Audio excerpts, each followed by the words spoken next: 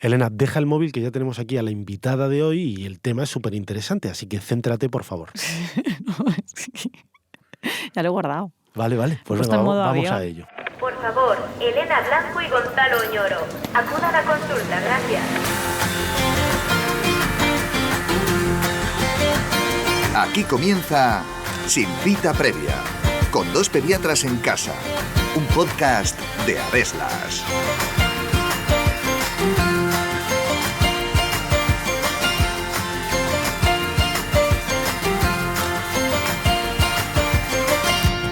Tener una boca sana es sinónimo de salud, por lo que conocer y detectar a tiempo sus posibles alteraciones es clave para ofrecer a los niños un tratamiento precoz que evite complicaciones en el futuro. La cavidad oral se empieza a formar durante las primeras semanas de embarazo y tras el parto. Durante los primeros años de vida se desarrollará hasta quedar conformada de forma definitiva. Pero, ¿qué consecuencias puede tener una alteración de la mordida en la infancia? ¿Desde qué edad se pueden detectar? ¿Es conveniente que mi hijo vaya al odontopediatra desde que es pequeño? ¿Y qué pasa con el chupete? ¿Realmente es tan malo para el desarrollo de la boca? Y si es necesario ponerle aparato, ¿a partir de qué edad estaría indicado? Está a punto de comenzar un nuevo episodio de Sin Cita Previa en el que os contamos todo lo que tenéis que saber sobre las alteraciones de la mordida en la infancia. Así que ajustaos bien los auriculares porque empezamos.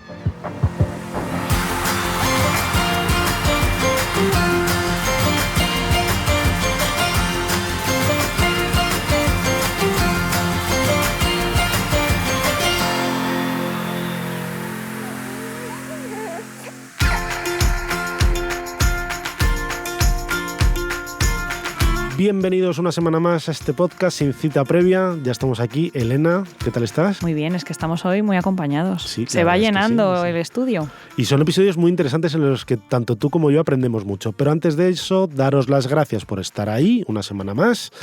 Acordaros de dejarnos una valoración positiva. Y bueno, a la gente que no nos conozca, que tengáis amigos o familiares, decirles que Sin Cita Previa es un podcast estupendo para que nos escuche cada vez más gente. Y bueno, hoy vamos a hablar de una parte de la salud bucodental, que es una cosa que sabéis que tiene mucha importancia y a los padres además os preocupáis mucho por ella. Recordar que hicimos un episodio solo de higiene dental, de las caries, y hoy vamos a hablar de otra parte, que es sobre las alteraciones que pueden tener en la mordida y cuál es el impacto en la salud de los niños. Y para ello nos hemos traído a una persona que sabe un montón de esto. Tenemos aquí una súper experta, que es Cristina Leiva Cala, que es una ortodoncista, es directora del Máster de Ortodoncia y Ortopedia Dentofacial de la Universidad Católica de Murcia y profesora de ortodoncia en la Universidad Alfonso X el Sabio. Además, trabaja en varias clínicas dentales de Aveslas y en otras privadas de Madrid, que es donde actualmente ejerce. Hola Cristina, buenos días. Hola, buenos días, encantada de estar con vosotros. Vaya Muchas temazo gracias. que tenemos. Yo de esto sabemos un poquito, porque a veces vemos en la consulta cosas de la boca muy fea, pero yo hoy voy a tomar apuntes. Hombre, de esto aprendemos, o sea, los primeros. Obviamente está hecho en tono distendido para que todos los padres que nos escuchéis pues llegue para vosotros esta información tan valiosa, pero nosotros mismos como pediatras aprendemos muchísimo cuando tenemos aquí estos súper expertos en estos temas pues que preocupan bastante, que sí que pueden condicionar la salud de la infancia y bueno, vamos a aprovechar a hacerte un montón de preguntas que seguro que nos vas a aclarar muchísimo las cosas. Bueno, empezamos con la conversación. Claro, eso venga. es.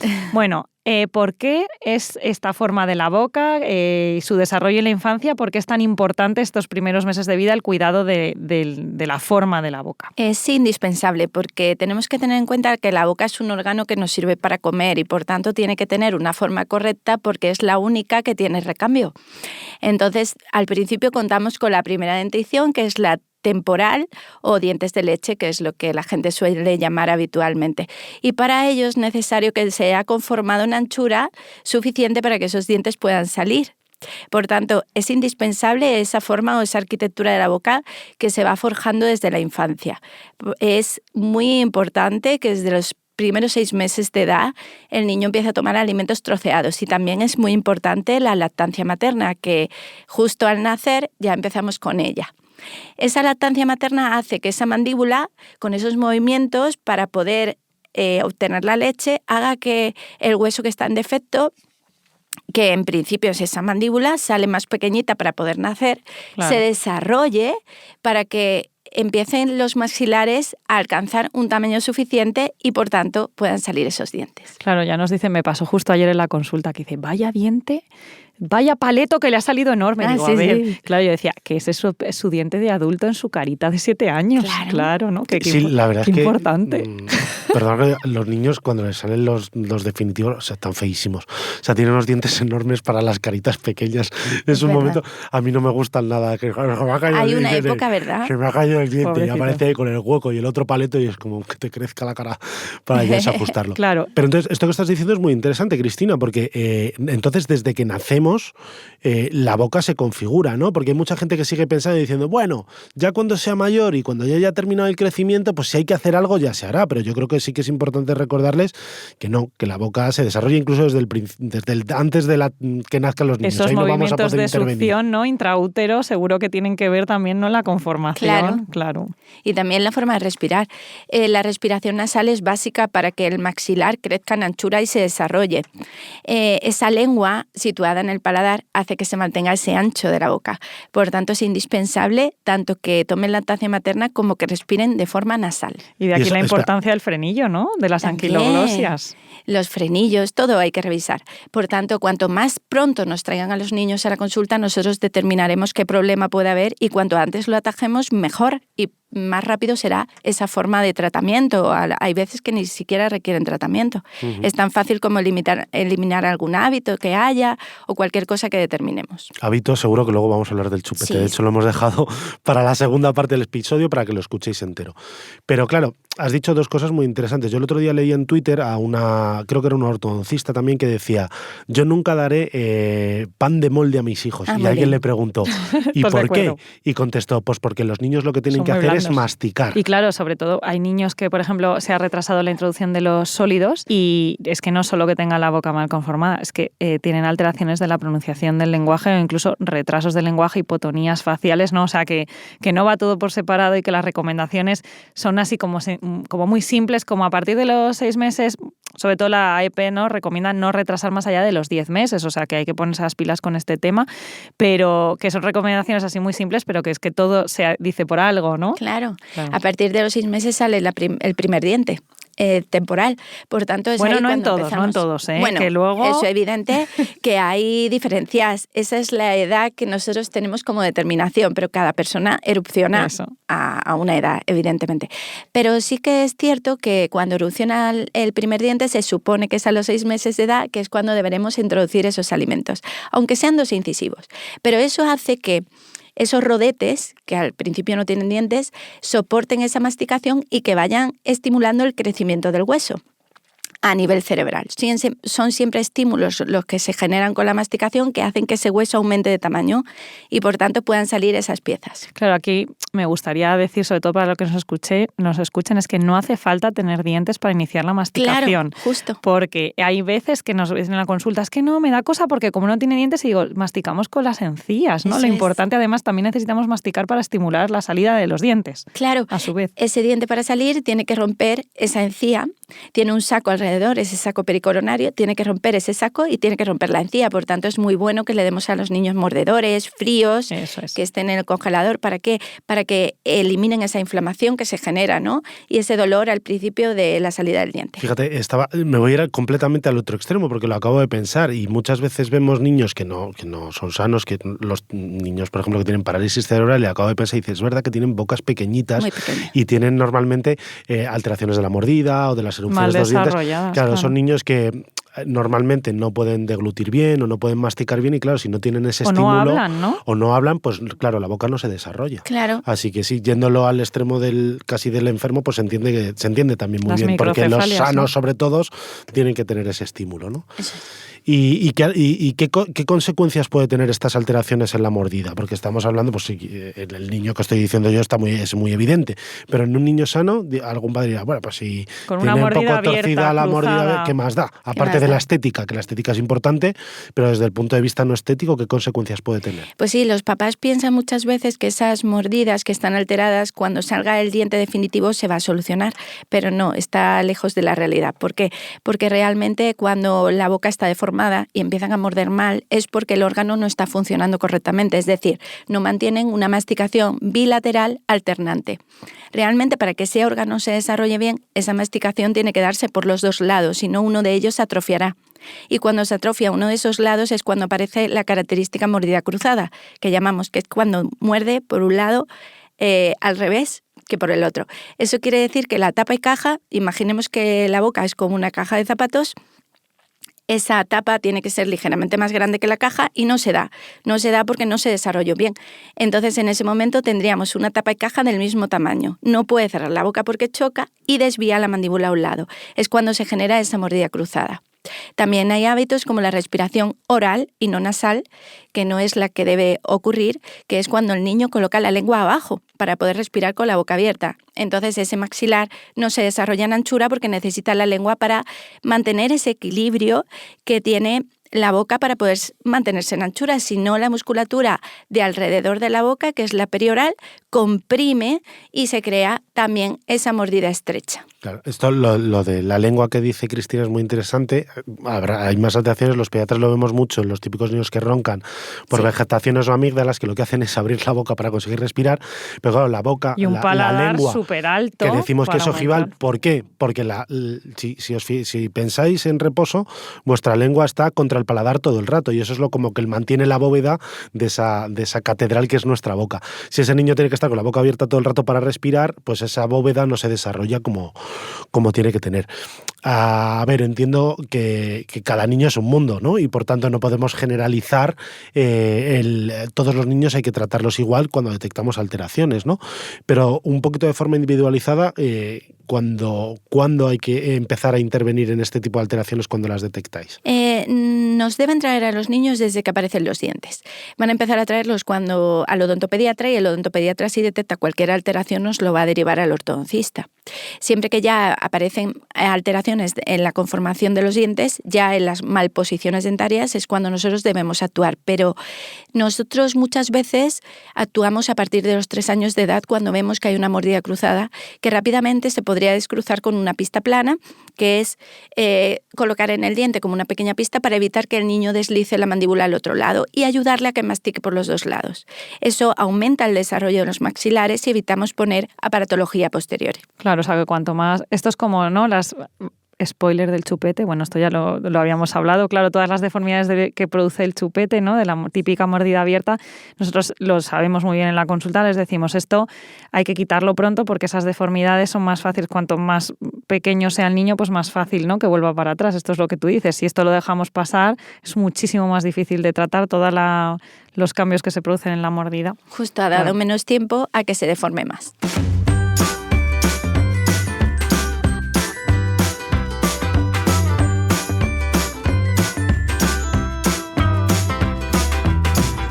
Pediconsejo. El chupete es un artilugio que suele proporcionar calma y consuelo a aquel niño que lo succiona, pero que debes de retirar antes de que las alteraciones de la mordida que provoca sean irreversibles.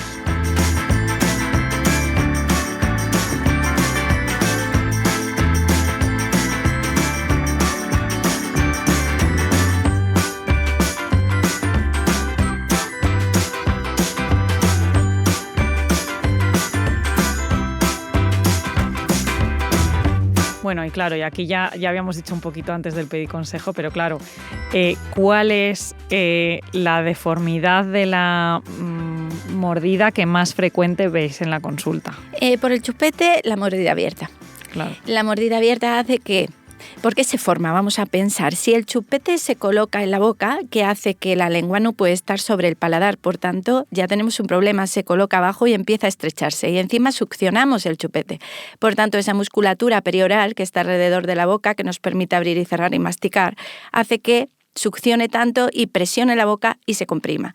Además, ese chupete que está entre los dientes hace que los dientes de leche no puedan terminar de erupcionar y se crean esas mordidas abiertas. Yo suelo decirlo, es muy feo decirlo así, son lo vemos en la consulta. Como mordidas de cara de caballo, que son como esos dientes hacia adelante abiertos. A veces hay incluso los que no han usado mucho el chupete, un agujerito ahí entre los dos dientes. A mí me gusta decirlo así. Facilita la respiración bucal, claro. Sí. Con poco que hagas. Y eso es verdad que en las revisiones que hacemos los pediatras así muy someramente, ¿no? Pero revisamos, a ver, abre la boquita, miras un poquito a las caries, ves como si está la mordida cruzada, invertida, abierta, ¿no? Todas esas cosas intentamos identificar, porque es verdad que hay muchas familias que muchas veces por desconocimiento pues que no se le ocurre ir al dentista. Básicamente, por ejemplo, los programas de atención dental del sistema público de salud empiezan más tarde.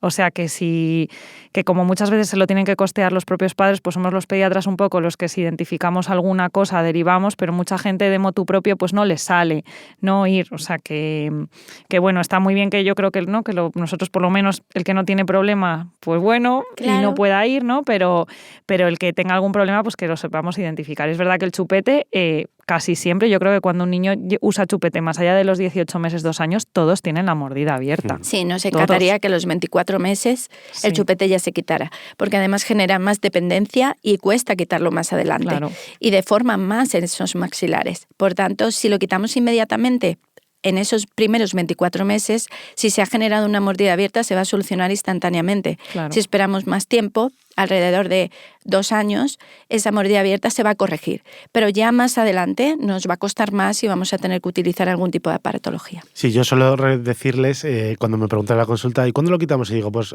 un buen momento suele ser la época de Navidad de en torno a los 2 años, porque se lo puedes dejar a los Reyes Magos o a Papá Noel para que te traigan tal, o todos estos consejos un poco absurdos que decimos, en plan, no, se lo dejáis a los bebés de la clase pequeña de la escuela infantil. No, lo que pasa es que la edad de los 2 años es como todo drama, ¿sabes? Sí. Porque es y siempre hay drama si te etiquetan pero el nace chupete. el hermanito, toma. El pañal, o sea, es como que nunca viene bien. Entonces, yo siempre lo digo, un primer plan es primero fuera el chupete y luego vamos organizando lo demás, ¿no? Porque es verdad que el chupete tiene una función de pacificador, o sea, es muy útil en la crianza de los bebés, la verdad. Los niños que usan chupetito, pues oye, se duermen más fácil, son más tranquilitos. Teniendo en cuenta que no es obligatorio usar chupete. Sí, pero ¿vale? bueno, pero eso es una también cosa... hay que decirlo, que luego se nos echan encima. No, y encima está como un protector de la muerte súbita del lactante, o sea también. Que todos los padres tenemos la tendencia, ¿no?, a usar el chupete los primeros meses de vida, y retirado a tiempo tampoco tiene así consecuencias muy importantes. Pero habría algún chupete a elegir dentro de que vamos a poner... El que sea menos malo, claro, que es lo que soléis decir que os gusta. Sí. Claro, no nos gusta ningún chupete a los dentistas, ninguno a ninguna edad, pero chupetes. Bueno, no nos gusta nada. Pero bueno, es verdad que hay 2 tipos de chupete. Hay uno más anatómico y otro con tetina redonda. El de la tetina redonda no nos gusta todavía menos que el otro, porque sí que quita más espacio para la lengua todavía. Claro, es más grande, lógico, y hace que la lengua se sitúe más abajo. Encima entonces es el que está de moda, ¿sabes? Sí, eso iba a decir yo, que todas las influencers sacan... no es que saquen porque saquen a sus hijos, pero ese, como es el bonito, porque es el que recuerda a los años 80, y esa tetina de látex grande que utilizaban nuestros padres y tal, pues como parece muy estético, pero que es el peor chupete. El de la tetina de cereza es como... esas bocas van fatal. Esas bocas van a ir muy mal. No nos gustan nada, aunque sea anatómico, le quita espacio a la lengua. Por ser redondo todavía peor. Claro, ¿y hay que cambiar el chupete a medida que crece el niño o no? Sí, realmente cuando le salen los dientes, realmente lo debes cambiar porque el niño lo va a estar mordiendo. Se pueden romper trozos del chupete y tragarlo, y es mejor ir cambiando. Yo me refería al tamaño. Al tamaño también, por supuesto. Vale. Sí, se le va a quedar pequeño, no lo va a querer. Quiere un chupete que le rellene bien la boca. Eso es. Claro, pero bueno, si se acostumbran a uno pequeñito, a lo mejor luego ya pierden el interés incluso, ¿no? Puede ser una manera de retirar, ¿no? Claro, es que eso, has dicho lo de los 2 años. Claro, yo he oído a alguno que ha dicho, no, a los 6 meses. Digo, pues es que a los 6 meses todavía no, de los dentistas me refiero. Y sí que es verdad que tendréis que decir en torno al año, que es una época en la que, bueno, el niño va a llorar cuando le quites el chupete, es evidente, pero es más fácil que a los 2. Y los pediatras, que a lo mejor somos un poco más, bueno, no pasa nada, decimos a los 2. Y nosotros somos más tajantes, sí. Pero lo que dices es esto de, claro, si crece la boca no va a querer un chupete pequeño porque no le va a caber. A nosotros sí que nos pasa, y lo hemos visto mucho en niños prematuros. Hay chupetes que son con tetinas, que muchas veces solo los dan en las maternidades, que son los chupetes de los niños prematuros. Que son para estimular la succión, el que puedes meter el dedito y tal. Claro, cuando están aprendiendo a comer. Claro. Y luego, pero claro, estos chupetes los puedes encontrar en alguna farmacia o los puedes encontrar en algún portal online y tal, pero no se encuentran fácil. Y entonces son niños que han aparecido padres a las 2, 3 de la mañana en maternidades diciendo, por favor, ¿me podéis dar un chupete? Aquel que me disteis cuando me fui a la materia, es que el niño no se duerme. Bueno, porque es que cogen como su manía, claro, ¿no? Les gusta un chupete en concreto. Y al de intenta cambiar a un niño de chupete de cereza a un chupete normal, entre comillas. Se le caerá. Vamos, pero bueno, queriendo. Eso puede ser una buena táctica. Mira, niño, te compro no me gusta, pues no usas. Claro, ya no hay más, si es que no había otro. Claro. Bueno, yo creo que sí que es verdad que la mordida abierta, que es lo del chupete, es una de las alteraciones más frecuentes que vemos, pero es sobre las que tenemos que, entre comillas, intervenir poco, porque si se retira el chupete a tiempo, regresa sola, ¿no? Sí. Pero si hay que plantear una ortodoncia, un aparato, lo que llamamos, no por una mordida abierta, por cualquiera, ¿a partir de qué edad vosotros planteáis tener que hacer este tipo de cosas? Pues siempre nos lo tienen que traer cuanto antes, por lo mismo que hemos hablado antes, pero yo sí que puedo empezar ya a tratarlo a los 3 años. Antes no se van a dejar. Pero a partir de los 3 yo ya consigo colaboración y es cuando yo empiezo a resolver esas mordidas cruzadas. Pero lo básico es la alimentación, el tipo de alimentación. El tener una alimentación bilateral alternante y esos alimentos adecuados, que no son papillas, tienen que ser troceados. Hay que morder. Pam, y darles frutas, verduras, frutas que ellos troceen, o sea, una manzana y que la muerdan. Sí. Eso de tengo miedo porque se me va a caer un diente, no, claro, es que el diente se tiene que caer, no hay que tener miedo porque si no lo tenemos nosotros que quitar y eso da más miedo todavía. Entonces, nos ayuda a ese desarrollo, esa masticación. El órgano de la boca se desarrolla comiendo. Por tanto, tenemos que comer, tenemos que masticar. La alimentación primitiva nos encantaba, pero no le vamos a decir a un padre que se vaya a cazar un mamut, porque ya eso no se puede hacer. Entonces, contamos con una alimentación ya civilizada, que es muy blandita y todo alimentos procesados. Intentemos evitar las pizzas, las hamburguesas, esas cosas blanditas no nos gustan a nosotros. Y entonces, claro, si me estás diciendo que... Claro, la boca se desarrolla durante toda la infancia, supongo, hasta la etapa adulta, y estamos interviniendo en niños desde que lo necesitan tan pronto como los 3. Claro, son tratamientos muy prolongados, entiendo, porque no es solo corregir lo que está mal, sino luego mantenerlo, ¿no? Claro, pero bueno, una vez que corregimos el problema y ellos empiezan a masticar bilateralmente y alternante, mantienen ese desarrollo dentario y con la alimentación se encarga todo ello, el conjunto, de que todo vaya bien, además de tener ausencia de hábitos, respiración nasal. Hay cosas que intervienen, claro. Pero bueno, esos factores ambientales, si están controlados y los padres empiezan a entender cómo funciona la boca, se mantienen en el tiempo y solo son revisiones periódicas. Claro, y hablando de, no que sea otro tipo de ortodoncia, pero claro, estábamos hablando de alteraciones de mordida, que sí que es verdad que es porque está desarrollado un lado más que otro, hay malposiciones, pero como muy...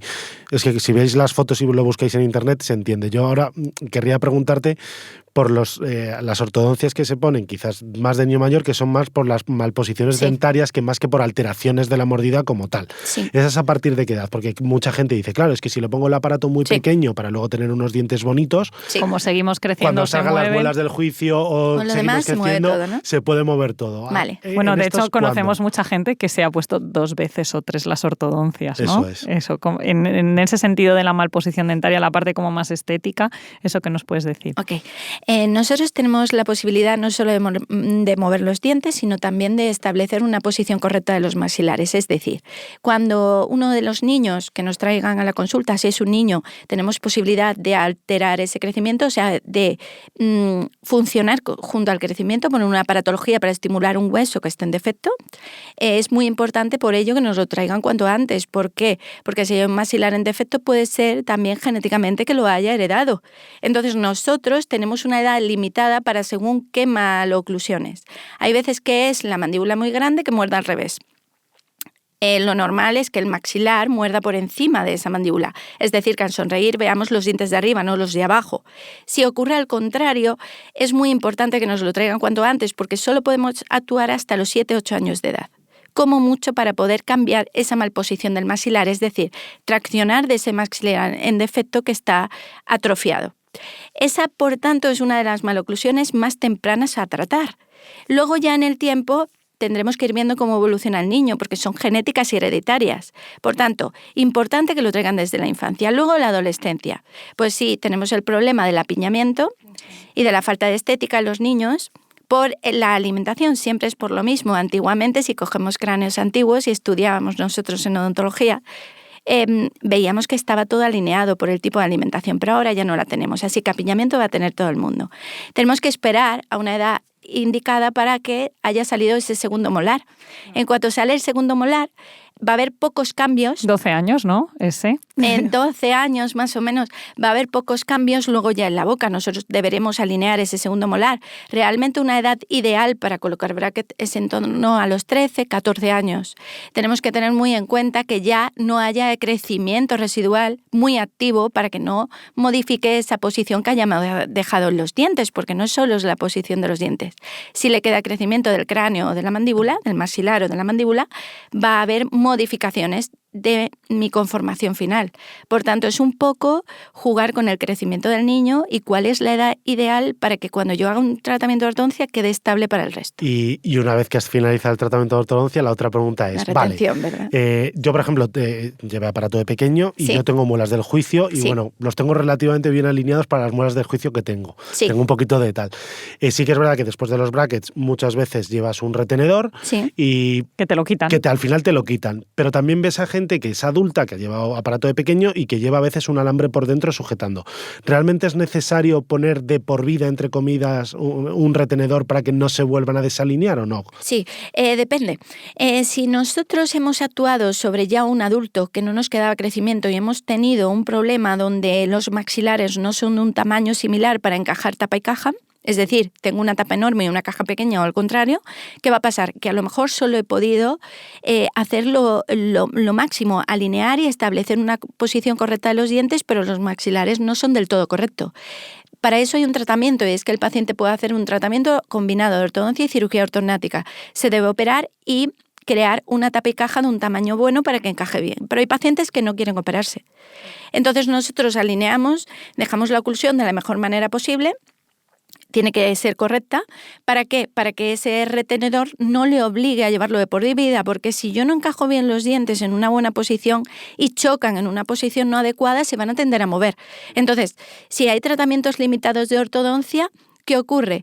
Que pues no lo deje del todo bien porque no pude, tuve una limitación. Si te quitas el retenedor, todo se va a volver a mover.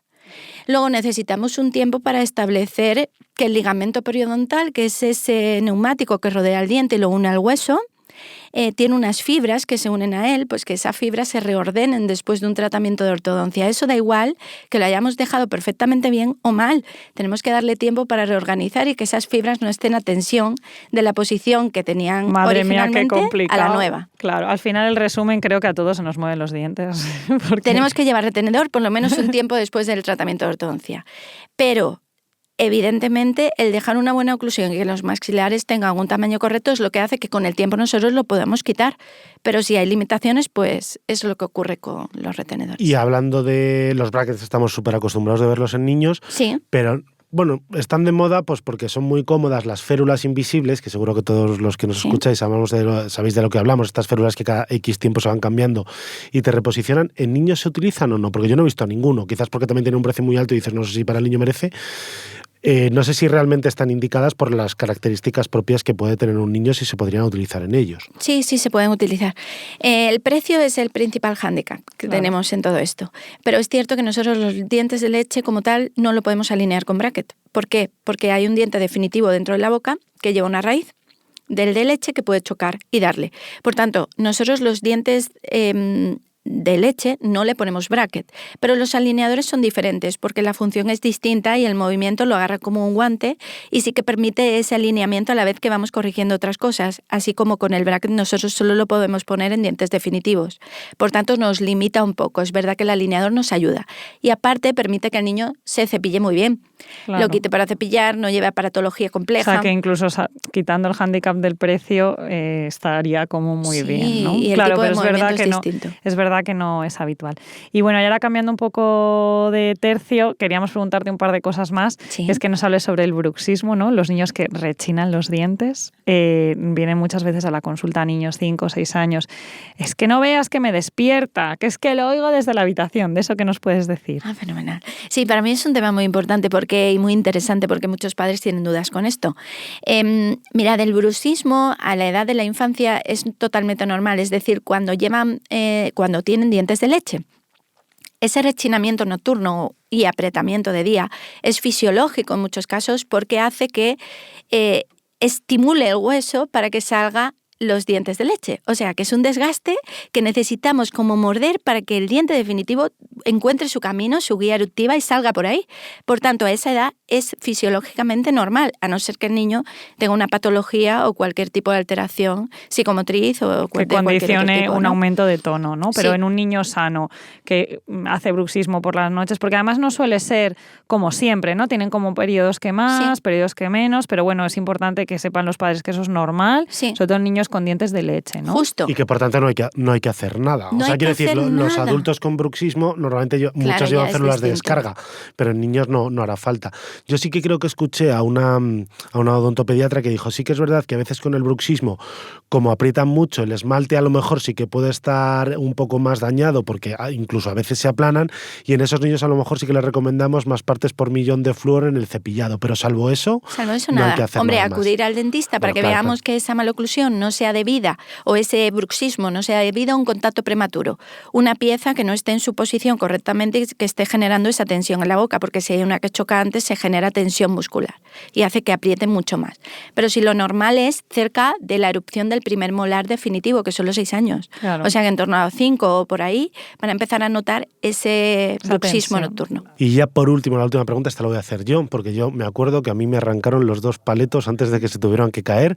Un amigo, porque me metí una cuerda en la boca, había una villa, tiró y aparecí en mi casa con la mano en plan, mamá, estoy sin dientes. Esto lo recuerda a mi madre, muy gracioso. Entonces sí que es verdad que hay veces que vemos niños que se golpean en el diente y más allá de que pueda dañar luego el diente, digo los de leche, el diente definitivo que haya y tal, alguno de esos dientes pues hay que quitarlo porque se genera una infección. ¿Hay que mantener ese espacio abierto hasta que salga el siguiente diente?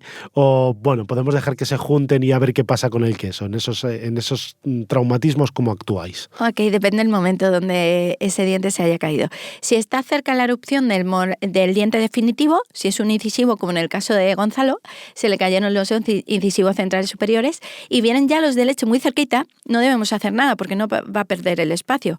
Pero si se le cayeron esos dientes debido a un traumatismo, es una avulsión dentaria, es que el diente salió o así, ¿no? entero con su raíz, es un diente demasiado largo, corona y raíz, vemos que le queda mucho para la erupción del diente definitivo, sí que hay que hacer algo porque ese maxilar necesita tener todos sus dientes para que el diente definitivo encuentre la guía, que es la raíz del diente de leche. Vale. Si no la tiene, se va a ir quedando arriba, no tiene estímulo para poder salir y, por tanto, va perdiendo anchura porque falta un diente. Claro, por eso también entiendo, cuando hay un traumatismo muy gordo y el diente de leche queda muy feo, un típico diente gris y tal, vais a intentar quitarlo casi nunca. No quitarlo nunca. Salvo que sea una cosa que se haya caído solo. Y claro, cuando se ha caído. Y en este sentido, bueno, no es exactamente igual, pero a veces pasa que les crecen los dientes definitivos por detrás. O sea, ha buscado el camino que le ha apetecido a otro diente. Sí. ¿Eso retrasa la caída del diente temporal? ¿Qué pasa? Eso nos indica que hay apiñamiento. Indica que estamos comiendo alimentación civilizada, la de ahora, y que no han encontrado el espacio para salir. Ha salido por detrás muchas veces. Si el diente de leche no tiene movilidad, hay que quitarlo para dejar espacio a que con la lengua solo se reposicione el diente definitivo. Eso es. Bueno, Cristina, muchísimas gracias por acercarte a estos micrófonos y de verdad que por regalarnos este ratito de tu tiempo que has venido.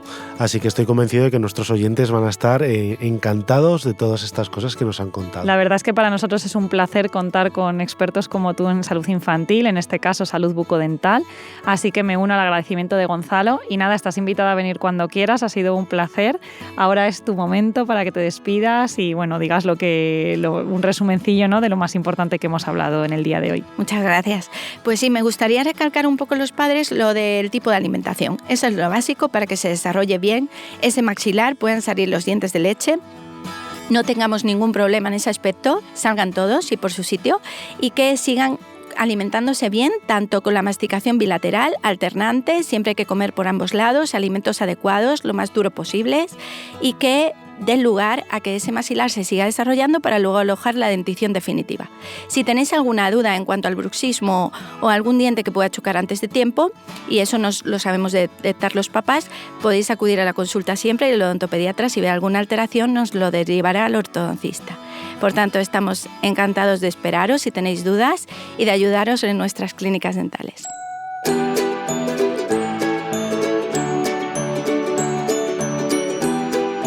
Y hasta aquí el episodio de hoy. Muchísimas gracias por aguantar hasta el final y no os olvidéis en dejarnos un comentario o una valoración de 5 estrellas tanto en redes sociales como en las plataformas desde las que nos hayáis escuchado. Y por supuesto, gracias a Deslas por promover la divulgación científica como mejor herramienta para que los padres y madres cuidéis mejor a vuestros hijos. Nos escuchamos en 7 días. Hasta la semana que viene.